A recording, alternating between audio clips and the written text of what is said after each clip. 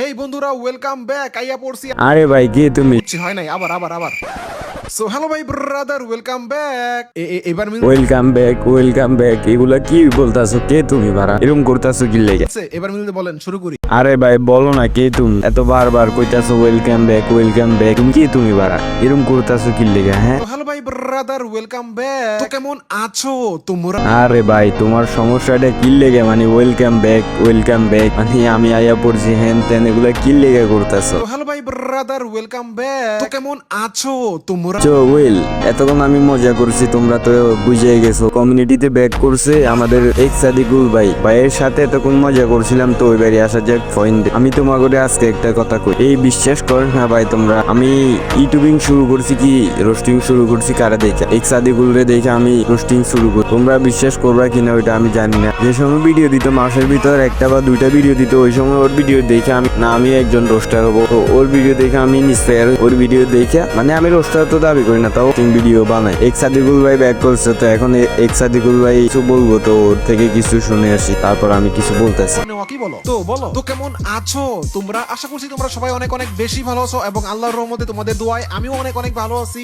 আর এক সাদিকুল ভাই ব্যাক করছে, তোমরা তো জানো না, তোমরা তো পুরাতন অডিয়েন্স হইলে জানতে পারবা। মানে এক সাদিকুল আর নতুন অডিয়েন্স তোমা করে কইতা। এক সাদিকুল হইছে এরকম একটা মানুষ, মানে যে যারা ধরে তার কেরিয়ার নষ্ট করে দেয়, যারা ধরে তার কেরিয়ারটাই অফ করে দেয়। ছিল মানে এসটিসি এম্পায়ারের কেম করছিল, ওর কেরিয়ার খাইয়া দিছিল। কেরিয়ার খাইয়া দি এসটিসি এম্পায়ার কমিউনিটি সাইডে গেছে। তো তার বাদে এখন আবার সবাই বাইবে হয়ে গেছে। তো এক সাদিকুল আবারও কমিউনিটি ব্যাক করছে। ওর ভিডিওতে তো একটু দামাকা থাকবোই, তো ওই ভিডিওতে রিঅ্যাকশন দেওয়া যায়। তখন তারা কি করে? কেউ হয়তো একটু ফেসবুক স্ক্রল করে কিংবা কেউ হয়তো একটু টিকটক চালায়। বিশ্বাস করেন রাসেল ভাই, সেদিন আমি সকালবেলা ঘুম থেকে উঠে একটু ফেসবুকে ঢুকেছিলাম, আর সাথে সাথে আমি শুনতে পেলাম বলেন তো ভাই, এটা কোনো কাম হইলো? ফেসবুকে লাইভে এসে কেমনে পারলো নিজের মায়ের নিয়ে এসব কথা বলতে? আহা, সমাজ কোথায় গিয়ে দাঁড়িয়েছে? সমাজ তো ধ্বংস হয়ে যাচ্ছে। সমাজ কতটা নষ্ট হলে এই কথা শুনতে হবার ছিল। এরা মা ছেলে একসাথে কত জায়গায় ঘুরতে যেত, হঠাৎ বুঝলাম না এই মা ছেলের সংসারে কি এমন হইলো। এর মতো একটা মহিলা ধর্ষণ মামলা আমাকে দিতে পারে? 50 বছরের একটা মহিলা আমাকে ধর্ষণ মামলা দিচ্ছে। তাকে কিভাবে ধর্ষণ হয়?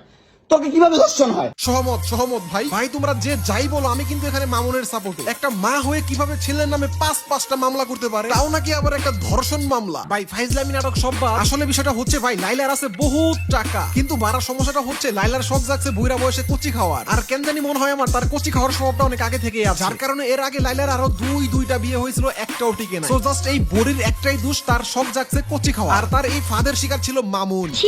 এভাবে প্রকাশ্যে কেউ কি এসব কথা বলে? এই টিকটকার লাইক স্টার মামুনের নাম হচ্ছে প্রিন্স মামুন। বেচারা যদিও বস্তিতে বসবাস করতো, কিন্তু তার শখ ছিল প্রিন্স হওয়ার। চলো মামুনের অতীত সম্পর্কে তোমাদেরকে হালকা একটু ধারণা দেই। এই পোলা আগে গ্রামের বিভিন্ন বিয়েতে গিয়ে নাচতো সামান্য কয়টা টাকার জন্য, আর পাশাপাশি করতো টিকটক। বেশ খেলা তো ভাই।